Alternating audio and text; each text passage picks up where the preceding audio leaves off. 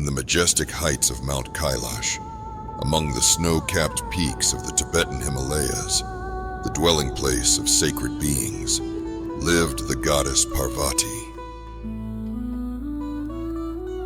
daughter of the mighty Himavat, the very king of the mountains, and Meena, the graceful queen of lakes and valleys. Parvati, the divine companion of Shiva, was regarded as the embodiment of serene grace, representing the perfect balance between sweetness and power, compassion and transformation. Her gaze was like the calm reflection of the moon upon a sacred lake, deep, welcoming, and filled with mystery.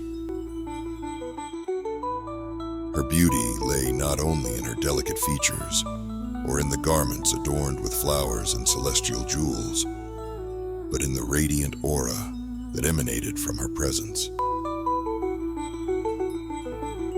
Before her, even the highest mountains bowed in reverence, and rivers flowed more gently, touched by her eternal essence.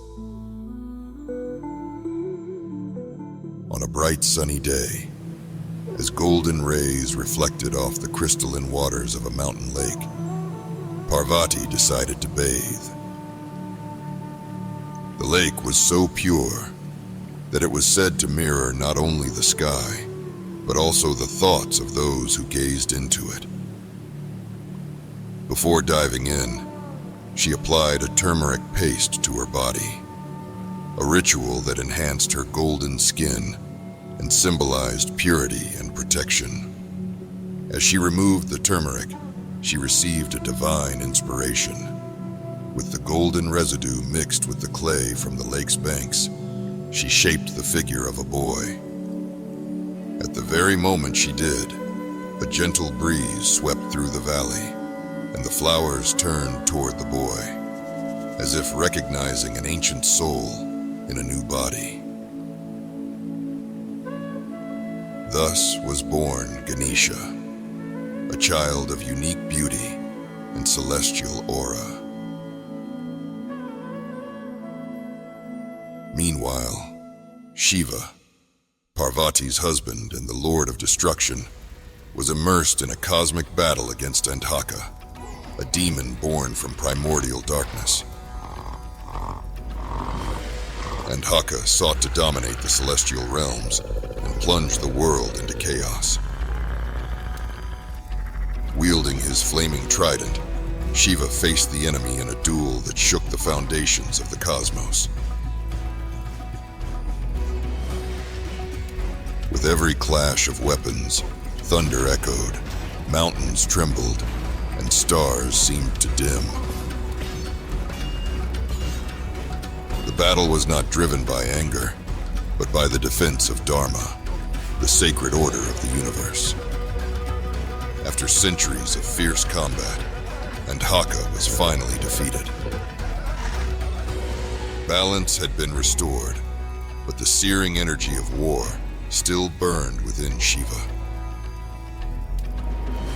His body radiated the heat of battle, and his eyes still held the divine fury that had faced the demon.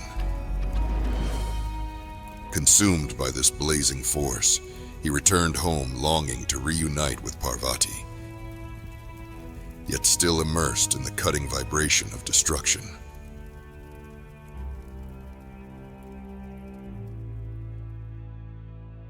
Inside the palace, surrounded by lotus petals and perfumed incense swirling in the air, Parvati sought a rare moment of introspection. With sweetness and firmness, she asked Ganesha not to let anyone disturb her. The boy, with attentive eyes and a steady posture, fulfilled his duty with absolute devotion.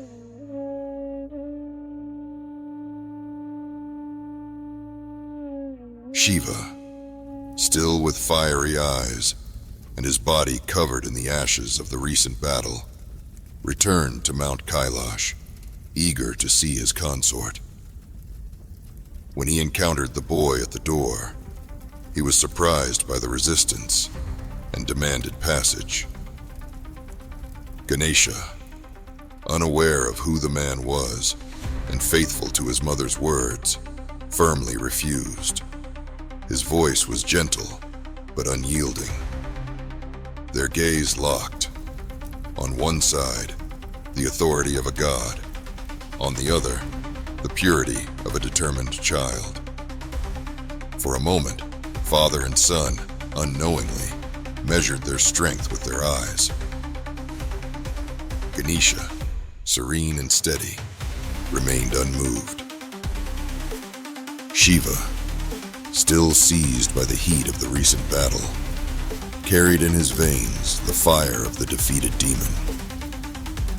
Taken by a surge of fury, fueled by the intensity that still pulsed within him like thunder, he raised his trident and, with a terrible strike, severed the boy's head.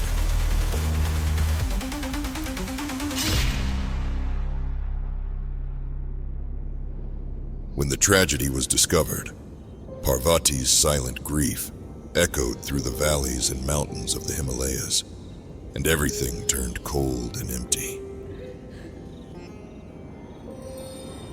Her tears fell like mighty rivers, from the mountain peaks to the sea, watering the earth with the sorrow of wounded love.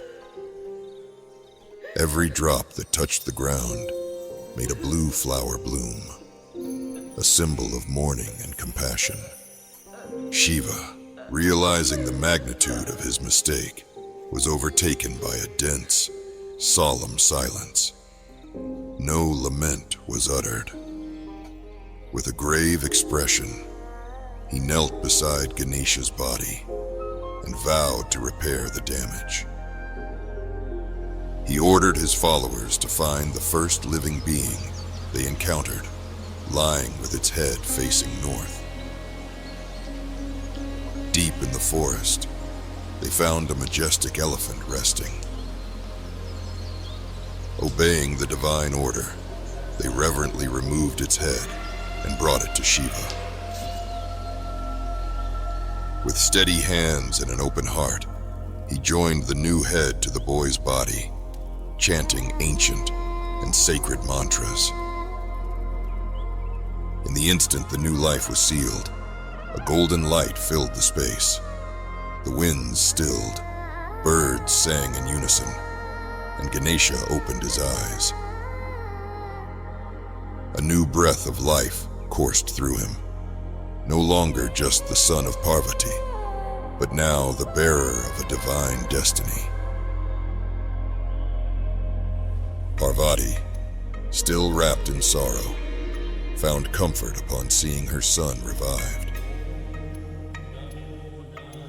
Shiva, in a gesture of recognition and honor, proclaimed Ganesha as the leader of his followers, the Ganapati, and decreed that from that moment on, he would be revered before any other god in rituals and celebrations.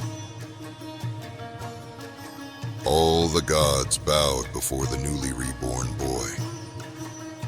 Brahma murmured blessings, Saraswati offered him wisdom, and Lakshmi smiled and promised him abundance. From that day forth, wherever there was a prayer, a new beginning, or a request for the removal of obstacles, the name of Ganesha would be remembered first.